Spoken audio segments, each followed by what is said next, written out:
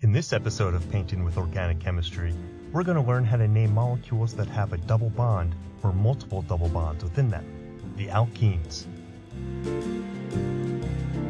You can skip ahead by looking in the description for links to the time points in the video that talk about these specific scenarios you'll face when naming alkenes. Okay, I'm going to paint a handful of some common alkenes.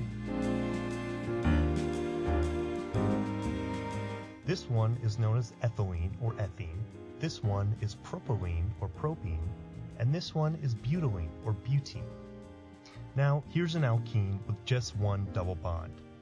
Like when naming alkanes, we look for the parent chain, except now the parent chain isn't just the longest continuous carbon chain, it's the longest continuous carbon chain that includes the double bond in it. If this was an alkane, this would be the parent chain, because it includes the most carbons at 10 carbons. But since this is actually an alkene, this double bond needs to be included in it. So this is the parent chain, slightly smaller at just 8 carbons. Next, we identify the substituents. That's this guy over here, and at 4 carbons long, it is a butyl. And this guy over here is 1 carbon, so it's a methyl. Alkenes are numbered so that the double bond receives the lowest possible locant number. In this case, counting from this side will give us the lowest carbon number, 1, on that double bond. Based on this numbering, you can see the butyl group is on carbon 3. Next, we'll arrange the substituents alphabetically.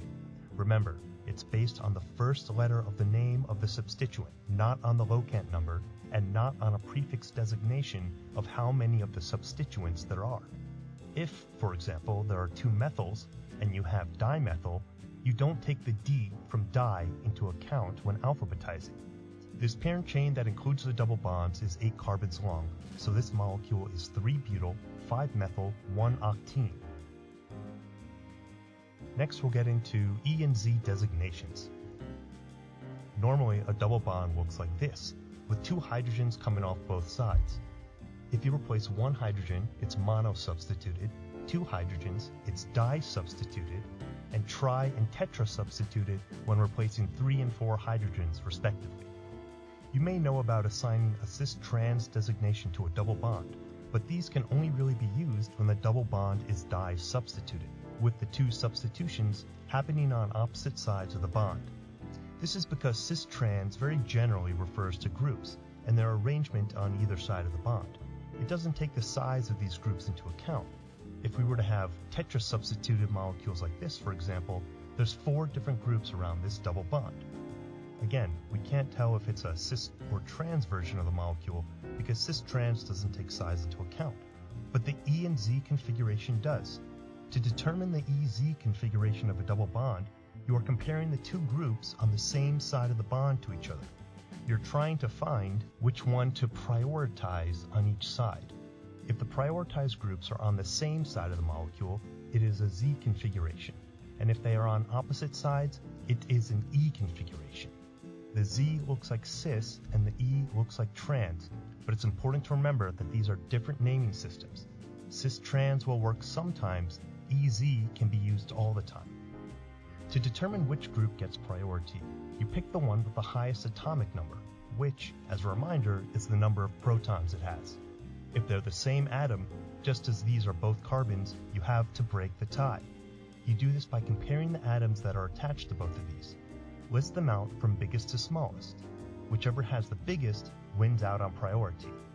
In this case, this carbon is attached to 3 carbons over here, so write out CCC. On this side, the carbon is attached to a carbon and 2 hydrogens, so write out CHH. We work our way through the list. Here, we again have a carbon versus a carbon, so we move on to the next one, and we see it's a carbon versus a hydrogen. We know carbon has a higher atomic number than hydrogen, so this gets priority. Moving to the other side, we see we again are comparing a carbon to a carbon, so let's map out what they're attached to. This carbon is attached to CHH, and here we have a special case when assigning priority. This carbon is double bonded to a carbon, so when listing out the atoms that it's attached to, you list carbon twice. So it's C, C, and H, for this H sticking off here. This side wins out, since the second atom in the comparison has a higher atomic number. As you can see, the 2 priority groups are on opposite sides of the bond, so it's in the E configuration. This molecule's name is slightly complex for beginners to worry about, so the important thing for now is just to illustrate the EZ configuration concept. So how do you name an alkene with multiple double bonds? When you have an alkene with more than one double bond, you number the parent chain to make sure the beginning of one of the double bonds receives the lowest number possible. In this case, we choose between numbering on the right, where this receives a 2, compared to numbering starting from the left, where this carbon receives a 1. The left side wins out. You then number the carbon and note the carbon number where each of the double bonds start. And there are 6 carbons, so it's hexene, but we're going to chop off this end here and put in an A to make it hexa, and at the end here is where we indicate how many double bonds were in it. Since there are 2 in this example, it's diene. Put it all together so we have 1,4-hexadiene. For the next example, we have an alkene where the double bond is equidistant for both sides of the molecule. Either way we number it, the double bond will start on carbon 3. To break this tie, start numbering from the side that will give the substituent the lowest number. Our substituent here is a methyl, and we can give it the lowest possible carbon number by starting to number from the left. So the methyl is on carbon 2, and the double bond starts on carbon 3. So we have 2-methyl, 3-hexene. For the final situation, we'll look at how to name alkenes when they're in cyclic form.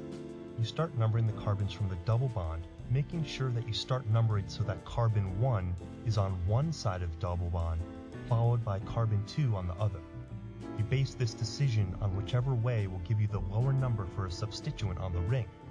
Since the double bond is assumed to be carbon 1, you don't include the number 1 for the double bond like you do when it's a non-cyclic alkene. When building the name, you now also have to include cyclo after the substituents and before the parent chain. In this case, we have 4-methyl-cyclohexene. When you have a substituent on the double bond, that carbon becomes number 1, and you again have to make sure that carbon 2 is the other side of the double bond. Even if going the other way will give you a lower number for the substituent, you got to include both carbons of the double bond, even if it means going the other way. In this case, we have 1,5-dimethyl-cyclohexene.